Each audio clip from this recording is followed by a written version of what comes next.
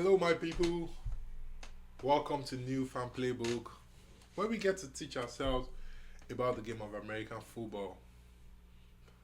On today's episode, we'll be looking at lingos and fouls, common lingos and fouls that typically play out in a game of football,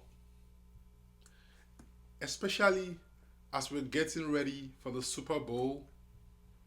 These lingos and fouls, understanding this would enhance our watching experience. So let's get into it. I will start right off with what's a Super Bowl. The Super Bowl is the largest one-day sporting event in America, and it signifies the end of the professional football season, specifically the NFL. Two teams come to play against each other to determine who will be named the champion for the football year. For this year, the New England Patriots will be going against the Seattle Seahawks to determine who the NFL champion will be for the year. For more on the Super Bowl, I'll be making a special episode just to tell us about the Super Bowl, what does it look like, the commerce around it, the music and entertainment, and every other interesting thing that comes with it. So I really want to encourage us to look out for that special episode, and it's going to be a lot of fun. So leaving the Super Bowl, we'll be looking at 10 nice to know concept, lingos, or fouls that would typically play out in a game of football. To start us off, we'll look at what snapping the ball means. If you've watched our previous videos, I'm sure snapping the ball would not be strange to us. But then we'll still go all over it again, so not a problem. Snapping the ball signifies the beginning of an offensive play or of an offensive move in football. The center, who is part of the offensive team and who lines up on the line of scrimmage, passes the ball to the quarterback, who decides on the next line of action, either passing the ball to a wide receiver, handing the ball over to a running back. But the most important concept in all of this is that snapping the ball by the center is what commences a typical play. So next, we move to what we call the down. Once again, if you've been a faithful disciple of this channel, you should understand what a down means by now. So a down signifies the end of a typical play. So if snapping the ball signifies the beginning of a play, then the down is completion of that particular play. And how does it occur? It occurs when, after the quarterback passes the ball or hands the ball over to another offensive player, the defense is able to stop that player. And stopping the player can occur by either tackling the player to the ground, chasing the player to make the player run out of bounds, or in some instances even force an incompletion. So when any of these three scenarios happens, then a down is recorded to have been completed. If you want to understand more on the down, go watch our episode 1 video and you would see so much that we had to say about a down. So next, we move to what we refer to as false start. Recall, the offensive linesmen, they start the play by lining up on line of scrimmage. However, there are also other position players that line up on the line of scrimmage, which includes the tight end and the wide receivers. So for all the personnel that are on the line of scrimmage, before the ball is snapped to the quarterback, movement is not allowed by these players. If any of this player makes any type of movement, the referees would typically call what we refer to as false starts. This false start results in 5-yard penalty and moves the offense further to the back. So 3rd and 6.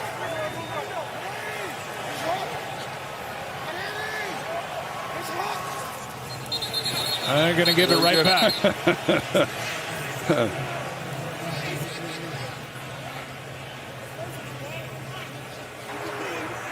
Full start. Offense. Everybody but the center. 5-yard penalty. That's my favorite call in football. A variant of the false start on the defense is what we call offside or neutral zone infraction. And this occurs when a defensive player jumps across the line of scrimmage into the territory of the offensive team. This also results in a 5-yard penalty. On the move again and going to get 5 yards closer here with the hard count and Ebiketie flying off sides. Neutral zone infraction, number 17, defense. 5-yard penalty, 2nd down. Next is another foul we refer to as holding. An holding call occurs when, after the ball has been snapped, an offensive player holds a surging defensive player. So the defender is trying to tackle the quarterback or tackle the running back, and another offensive player prevents the defender from making that play. Holding call is made. Holding typically results in a 10-yard penalty. Holding is also possible on the defense when a defensive player prevents an offensive player from making a football play, and it also results in 10-yard penalty. Next is what we refer to as timeout. So in all of these activities, trying to get the down, snapping the ball, there's so much going on that in some instances, players will need to get some break. That is what timeout is meant for. So timeout is called either by coaches or by referees to allow the players get some rest, to allow coaches change their tactics, or in some instances allow the referees to review a disputed call. Timeouts is not exclusive to football alone, it's also applicable in basketball and some other games. But for football, there are 6 timeouts available for each team, spread across the 4 quarters, with 3 in the first 2 quarters and the last 3 in the last 2 quarters, making a total of 6. Referees also have their own timeouts, and there's also a timeout that we refer to as 2-minute warning. So we've looked at some of these lingos and fouls that are more applicable on the offensive side. Let's switch gears a bit and move to the defensive side. We start off with a football play referred to as tackle. As the name implies, a tackle happens when the defensive player is able to get to the offensive player with the ball and brings that player down. There are different variants of a tackle. There's what we call tackle for loss, which occurs when the defensive player is able to bring down or tackle an offensive player before the offensive player gets to the line of scrimmage. Tackle for loss is significant because it results in what we call loss of yards. Another variant of tackle for loss is what we call sack. And a sack occurs when the defensive player is able to get to the quarterback and tackle the quarterback before the quarterback either passes the ball or hands the ball over. The distinction between a tackle for loss and a sack is that a sack can only be made on the quarterback, while tackle for loss can be made either on the wide running back, wide receiver, tight end, or other positional plays.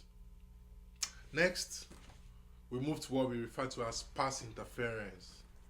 A pass interference is a type of foul that is common on the defense, and this occurs when the defender prevents the offensive player from getting the ball. Specifically, we see this play out when a cornerback is trying to defend against a wide receiver. Cornerbacks will typically tug the jersey of a wide receiver, hold the hands of the wide receiver, or just make illegal contacts with the wide receiver, resulting in what is called pass interference. Pass interference typically results in two types of penalties: a 15-yard penalty, or what we refer to as a spot foul, which means the penalty will be called where that foul occurred, and play starts from that point. Now 3rd and 16. Just hoping to stay in field goal range. Lofted for Pettis, and there's a flag down. Inside the 5. Pass interference. Defense, number 24. Spot foul. Automatic first down. Taysom Hill is back there. Pass interference also happens on the offense, but it's not as common as we see it on the defense. So next is what we refer to as face mask. The face mask occurs when the defensive player drags the helmet of the offensive player. This is a 15-yard penalty and is significant because the NFL or the other leagues place a lot of emphasis on the health of their players, and because of how delicate the head and neck region can be, any illegal attack to this part of the body is deemed very dangerous. So the face mask results in a 15-yard penalty, and just like pass interference is mostly called on the defensive player, occasionally it gets called on the offensive players as well. The 27-yard line for a first down. Dart, here comes Dallas Turner. Oh, a wicked face mask. It'll be a first down, and we hope Dart's okay. And Turner immediately looked at him as if to say, I did not mean to do that. Face mask on the defense, number 15. 15-yard penalty, so first down. Dallas Turner's coming in as fast as he can. He reaches out his arm and is... On the scale of very dirty or dangerous plays is what we call targeting, which will be our next point. A targeting foul occurs when a defensive player makes an aggressive and dangerous attack on a defenseless offensive player. So what do I mean? For example, if the wide receiver is with the ball and the defender lunges with his helmet, with the crown of his helmet, into the head or neck region of the wide receiver, a targeting call is made. The penalty for targeting is 15 yards, and if it also leads to eviction of the player involved. After review, personal foul, targeting, number 48, kicking team. 15-yard penalty. It's an automatic first down. Number 48 is disqualified. I know what play is saying. So, because of how dangerous this particular play is, the league penalizes the defensive player involved as aggressive as they can be. So our final lingo for today is what's referred to as the pick six. A pick six occurs when, after a quarterback makes a pass to an eligible receiver, the defensive player intercepts the pass. And after intercepting the pass, the defensive player takes the ball all the way to the end zone of the offense, scoring a touchdown in the process. If you watched the Super Bowl last year, the pick six was one of the defining moments of the game. Cooper DeJean from the Philadelphia Eagles intercepted Patrick Mahomes, the quarterback of the Kansas City Chiefs, and took the ball all the way to the end zone for a touchdown score. This was an important play that shifted the momentum of the game and put the Philadelphia Eagles in control of the game. 3rd and 16. Mahomes rolling out. Looking, firing, intercepted! Picked up by Cooper DeJean. Gets a block. DeJean is in. Touchdown!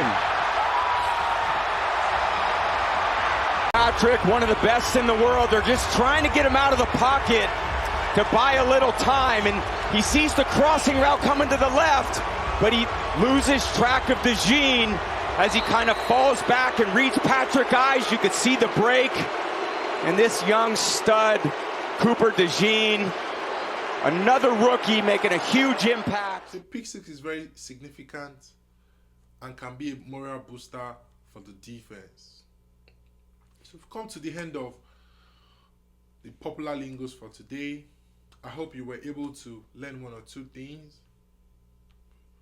As you watch the game and you pay attention to what coaches, what referees, and what broadcasters and even players say, you will get to understand these lingos more, and you see how they get used from play to play. So do we have other lingos that you've probably heard and you don't understand what it means? Please drop it off in the comment section and I'll get to those. I want to encourage you to look out for the special Super Bowl edition that is coming out. I want you to also like, share this channel with your friends, and also drop your comment on any aspect of the game that you want to understand. Till the next time when we get to talk, thanks for tuning in.